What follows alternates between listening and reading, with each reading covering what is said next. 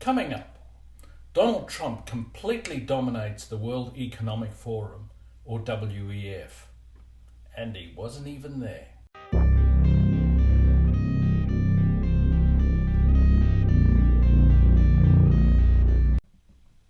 First, we have Klaus Schwab's introduction of Donald Trump. What great honor and pleasure to welcome you back to the Davos community.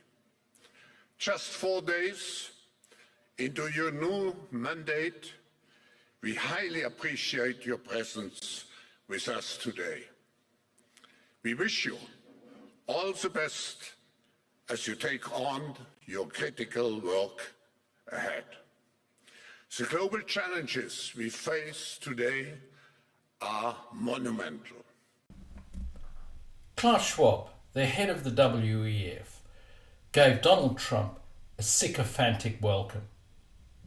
This is very interesting because Schwab and fellow acolytes cannot stand Trump. Trump is the antithesis of the WEF cohort, who are a bunch of hypocrites who have the attitude of, the rules are for thee, but not for me. This is a bunch of people who see themselves as elite and superior. They are Marxist globalists, the very opposite of Trump. But it is clear that instead of the sneering attitude of Trump's first term, things have changed, and they see Trump as a threat to be taken very seriously. If you enjoy this sort of content, please like, share and subscribe. You can even buy me a coffee. Trump spoke of his electoral success, what it meant, and laid out his policy agenda. What the world has witnessed in the past 72 hours is nothing less than a revolution of common sense. Trump is right. We're seeing common sense sweeping the Western world. The US leads the Western world in general, and that has been unfortunate in the last 4 years, where the West has seen a lack of focus, a lack of any sense of foundational, fundamental beliefs. The US in the past 4 years has been very weak, dithering, with a lack of purpose, where absolutely everything was negotiable, as can be seen a little further in the video. Trump continues. In particular with immigration, crime, and inflation. On day one, I signed an executive order directing every member of my cabinet to marshal all powers at their disposal to defeat inflation and reduce the cost of daily life. I imposed a federal hiring freeze, a federal regulation freeze, a foreign aid freeze, and I created the new Department of Government Efficiency. I terminated the ridiculous and incredibly wasteful Green New Deal. I call it the Green New Scam. Withdrew from the one-sided Paris Climate Accord and ended the insane and costly electric vehicle mandate. We're going to let people buy the car they want to buy. Inflation has quite rightly been focused on. This is critical to deal with as it affects everything. Pathetically, the Democrats have tried to make out that Trump has done nothing to address the problem of inflation. The fact is, the price of energy is absolutely fundamental to the cost of everything, and the Democrats were very happy to see ridiculous energy schemes that considerably added to costs, all while proclaiming that these expensive schemes were the cheapest forms of energy. And at the same time, the Democrats went about restricting access to affordable forms of energy, and also wanted to ban cheaper cars in favour of their ideological EVs. The left would also hate the suspension of foreign aid, but the problem is that aid is incredibly inefficient. I recall in Australian Parliament in 2008 when I was a member on the Foreign Affairs, Defence and Trade Committee. AusAid, the Australian aid organisation, was waxing lyrical about the proposed doubling of the aid budget. This was just prior to the GFC. I asked how they measured success. And I was staggered when they could not answer that simple question. Just getting double the money was enough. The killing of the Green New Deal is icing on the cake, and hopefully this will spread worldwide. In addition, I'm pleased to report that America is also a free nation once again. On day one, I signed an executive order to stop all government censorship. No longer will our government label the speech of our own citizens as misinformation or disinformation, which are the favorite words of censors and those who wish to stop the free exchange of ideas and, frankly, progress. We have saved free speech in America, and we've saved it strongly. Another win for free people. Freedom of speech is critical to a genuinely free society, and it is also how the marketplace of ideas prospers best. As the great John Stuart Mill in his seminal book On Liberty said 170 years ago, and I quote here, "He who knows only his side of the argument knows little of that," end quote. What this means is without the fire of contested ideas, good ideas do not get annealed and strengthened through considering all aspects that those are opposed to you have thought of. But the left does not want the contest of ideas. Their ideas are too weak to withstand the challenge, so they choose simply to label it as mis or disinformation. And that is how the left's pathetic ideas have remained for as long as they have. My administration has taken action to abolish all discriminatory diversity, equity, and inclusion nonsense. And these are policies that were absolute nonsense throughout the government and the private sector. The other aspect with the left is that their policies are intentionally racist and sexist. The thing that is unbelievable to me is, unlike their forebears who fought against discrimination, they are now proud of it. DEI is a despicable policy. The reality is that in a diverse society, merit-based appointments will result in diversity as a matter of course. If you choose a less qualified person for a role based on race or sex, then you've actually materially adversely affected performance and efficiency. This is a loss to all society, and you can see the results of this everywhere. The points not considered with these policies that used to be called affirmative action is that it is very negative for the people you purportedly want to help. You have those that get the job through DEI, knowing that they only got the job due to their skin color or sex and not merit, which has to reduce a sense of achievement.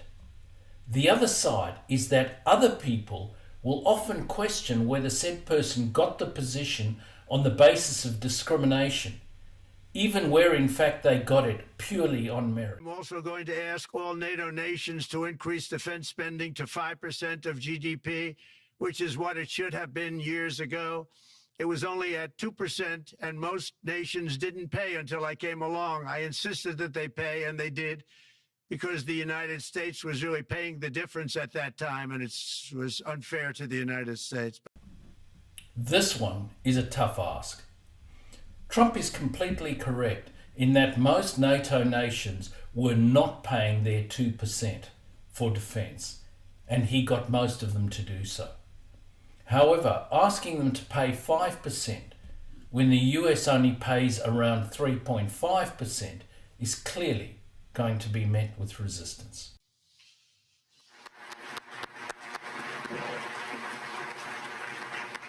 Thank you very much, Mr. President, for that very powerful speech. And I think you could hear the applause all the way from Davos to the White House. Once again, the sycophancy continues. What is clear is that the applause was in fact very muted. The Davos WEF set was not at all happy with what Trump had to say. They know that Trump's agenda will be very damaging for their Marxist globalist cause, a cause that has had far too much in the way of inroads into Western society. This time, however, Trump clearly is way too powerful to be either dismissed or mocked. Remember the world was going to end in 12 years? Remember that? Well, the 12 years has come and gone. It was going to end. It was going to all foam into earth. But, you know, the time has come. These people, and they really scared the Democrats large. I can't say the Republicans. The Republicans maybe could have fought harder to stop. Oh yes, the globalists have been pushing the global warming scare for all that they are worth. Fortunately, Trump, along with some other leaders, have the courage to call them on it. To the globalists, the end of the world is always nigh, and they're always the only ones that can save us. It is time to stop the scam, the mandates, and the subsidies. Let's face it, if renewables were so cheap, then there is no need for mandates or subsidies. The market would pick them up anyway. Javier Milei, Argentina's president, also spoke at the forum. Argentina was the ghost of Western Christmases yet to come, because we had already experienced everything you were going through, and we already knew how it would end. Argentina was the ghost of Western Christmases yet to come, because we had already experienced everything you were going through, and we already knew how it would end. Milei rightly points out to the devastation wrought by Peronism on Argentina, and that it has served as a harbinger of things to come in the West if the West continues along the perilous path that it has been following. The reality is, there is no political reason for the West to continue following this path. The people have had a gutful of radical leftist, Marxist, globalist policies. In fact, a recent poll shows that the left is at its lowest ebb since the end of the Cold War. Milei continues. Fierce Italian lady, my dear Giorgia Meloni, from Bukele in El Salvador to Viktor Orban in Hungary, from Benjamin Netanyahu in Israel to Donald Trump in the United States. Slowly, an international alliance has been forming among all those nations which, like ours, want to be free and believe in the ideas of liberty. The simple fact is, this time, Trump is a long way from being on his own, which is also what makes his policies unassailable. There are now an increasing number of leaders on the right who, unlike their insipid forebears on the conservative side of politics in the recent past, are willing to take up the fight rather than just caving into any challenge. Milei continues. Here to tell you that our battle is not yet won. And although hope has been rekindled, it is our moral duty and our historical responsibility to dismantle the ideological edifice of sickly wokeism. Until we have succeeded in rebuilding our historical cathedral, until we have ensured that the majority of Western countries once again embrace the ideas of liberty, until our ideas become the common currency in the halls of events such as this one, we can't let our guard down. I completely agree with Milei. We need to ensure that every last vestige of wokeism is destroyed. The right side of politics cannot afford to let up on this. It has done so much damage. We need to apply the adage that the price of freedom is eternal vigilance. This does not only apply to potential military enemies, it very clearly applies internally as well. Then Bloomberg gives its view of the nature of Trump's relationship with the world, and particularly the WEF. The biggest change is how quickly the rest of the crowd is falling into line. I would say that most of the business world is sort of pivoting to account for Trump's inclinations and his policies and his stated preferences in a way that there was a little bit of resistance earlier in the first phase. There was a little bit of a sense that the world would sort of figure out how much they had to deal with Trump's way of seeing it, and now it is Trump's way or the highway. Here the view is that everyone is pivoting to Trump's agenda. Now the world, and particularly the WEF and its acolytes, realise that they cannot resist, and so they are surrendering to Trump's way. There is a clear lesson in this for the rational right side of politics, but I fear that many countries in the West, this lesson will be lost on the leadership of the right of centre parties. Then we have EU President Ursula von der Leyen. Between global powers are changing. We should not take anything for granted. And while some in Europe may not like this new reality, we are ready to deal with it. Our values do not change. But to defend these values in a changing world, we must change the way we act. Here, von der Leyen is being practical.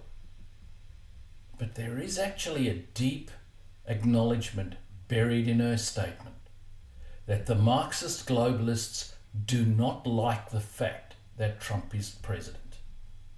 They do not like his agenda, which so runs against theirs. There is probably no better advertisement for why Trump's election has been such a positive for freedom and liberty.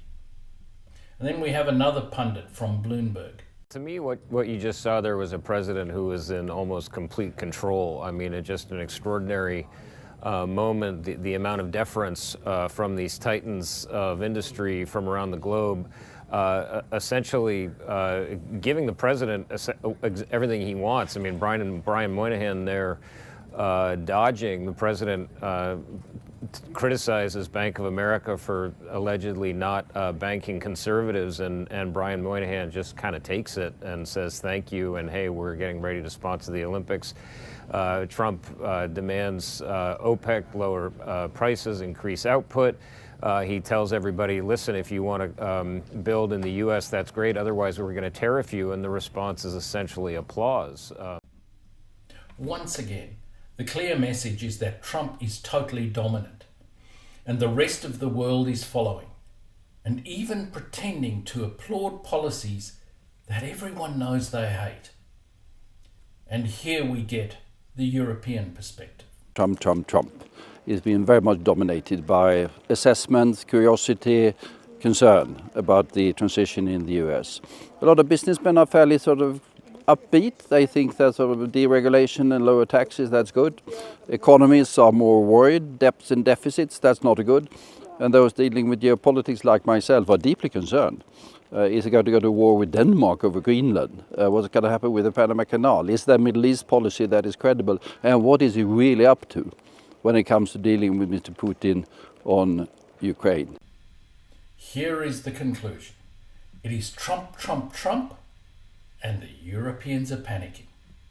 Not in terms of economics and business, where even they concede that Trump will be a positive, but they're panicked that their Marxist globalist agenda is, for the time being at least, clearly on the back foot, and this applies to the Democrats as well. Now, what do you think of the way the woke left is responding to the new Trump era? Please let me know in the comments below. Thanks for watching.